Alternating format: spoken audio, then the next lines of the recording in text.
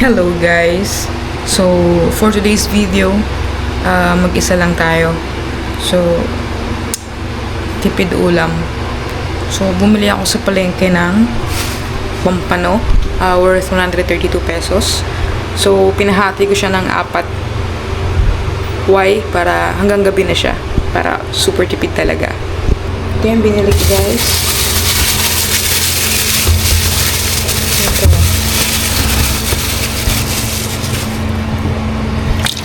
Medyo sakto na siya. Hindi na siya ganang kalilitan. Hindi na siya ganang kalakihan. So, nalagyan ko lang ito ng asin at paminta. Tapos ititrito ko na siya. Malinisan na rin siya. Pinalinisan ko na siya. So, sikasuhin ko muna to tapos tutuin ko na rin. Dyan lang muna kayo. Panoorin nyo lang ako.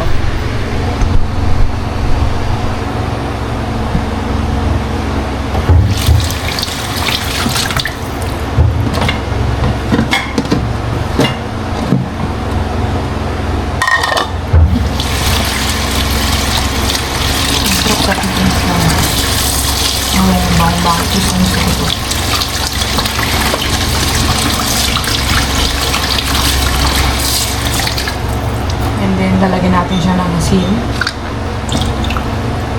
Then, paminta pa lang yung nakikita ko. Wala pa yung asin. Lagyan na natin.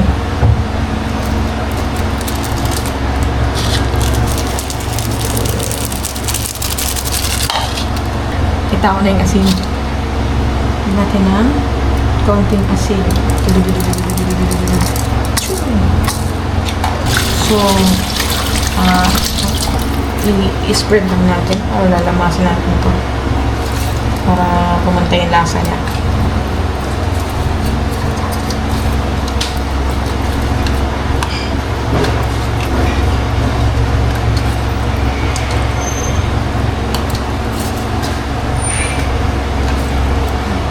Pwede na.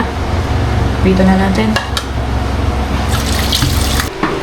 So, for today's video, gagamit tayo ng kuryente sa pagluluto. Gagamit tayo ng induction. Wow, social.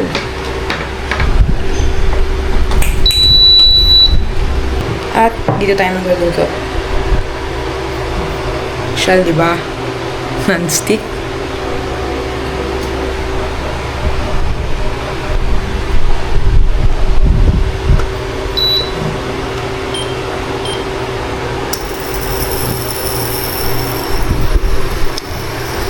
Tapos ngayon, hindi rin tayo naka-ordinaryong mantika, kundi naka-olive oil tayo. Kukunin ko.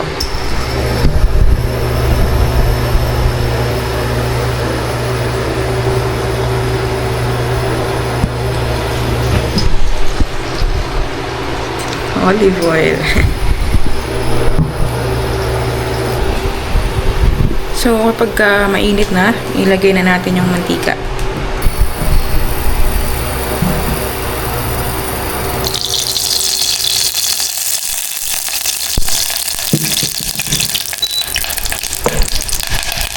Oh, may tubig pa pala yung pan. Sorry kasi hinugasan ko kasi yung pan para malinis. Hindi kasi ako nagluluto nung paggaling sa lagayan is salang agad. Ako binabandawan ko muna siya para walang alikabok. So yan, may mantika pa kaya may tubig pa kaya nagtalsikan siya. Nagtalsikan yung mantika. So kapag mainit na siya, lagay na natin yung pampano. Number 2 lang natin. Number 2. Yan. Para hindi ganun kalakas. Lagay na natin to.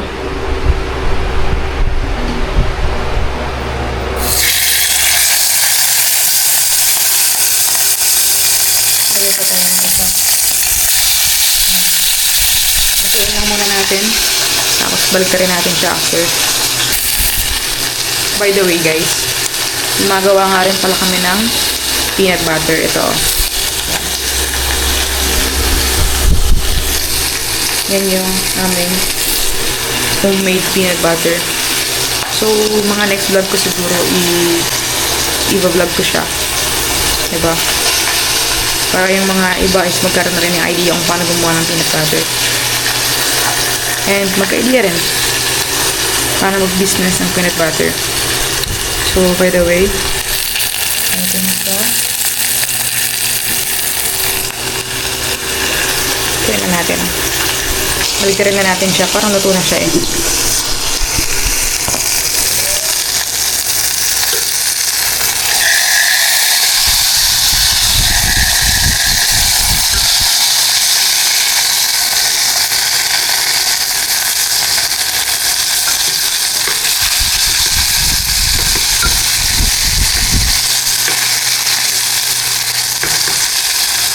Yan, nabaliktad na natin siya. Antayin naman natin siyang maluto. Tapos siguro, kaya tayong kumain habang nagluluto pa ng dalawa pa. Kasi, for mamayang gabi naman siya eh, diba?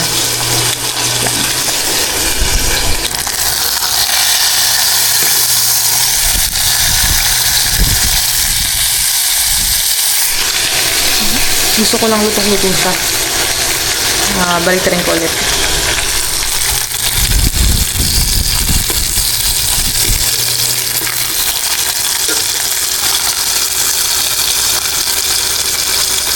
So, luto na yung isa, ay yung dalawa. So, pwede na siguro tayong kumain habang inaatay maluto yung dalawa. Yung dalawa pa kasi para sa mamayang gabi naman yan eh. So, kunin na natin to.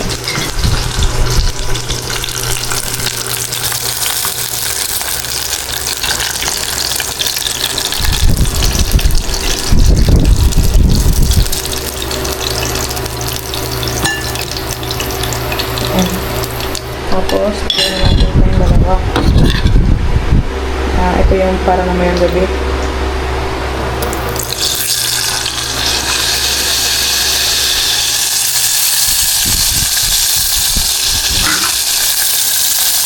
So, habang natin siya maluto, kumain tayo.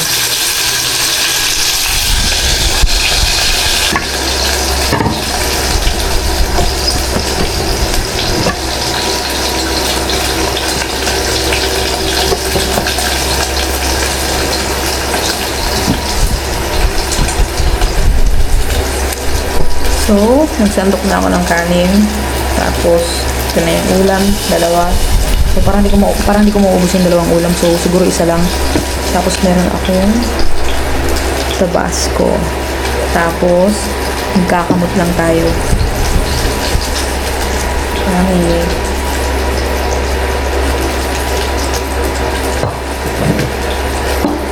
Kain po tayo.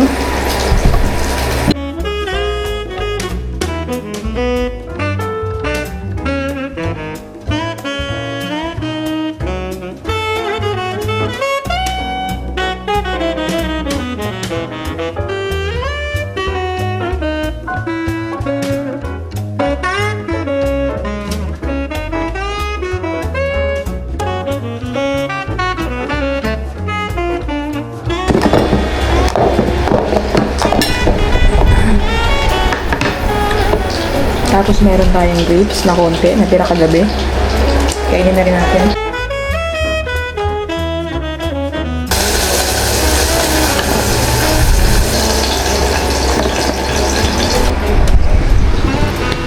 So tapos na tayong kumain, tapos na rin tayong magluto. Ito. Kumain natin para mamayang gabi. Takpan na natin.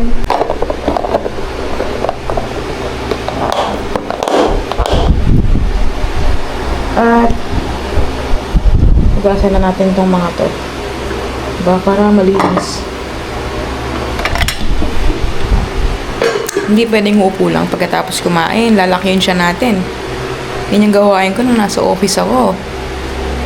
So, hugasan na natin to. Panoorin nyo ako ulit.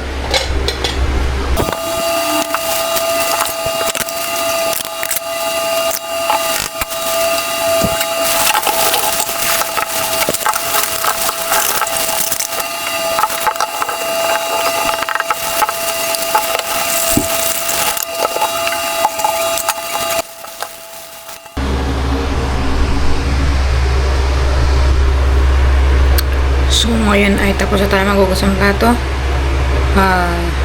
Hindi pa tayo nakainom ng tubig. Inom tayo ng tubig.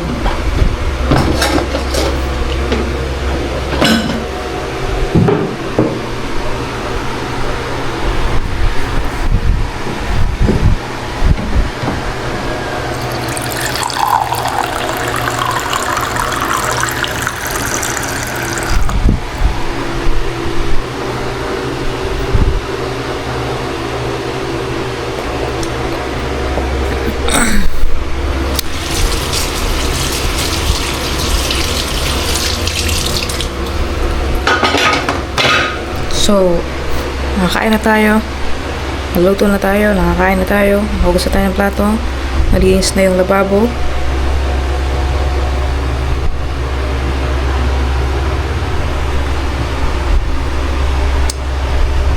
Okay na. See you on my next vlog. Bye-bye.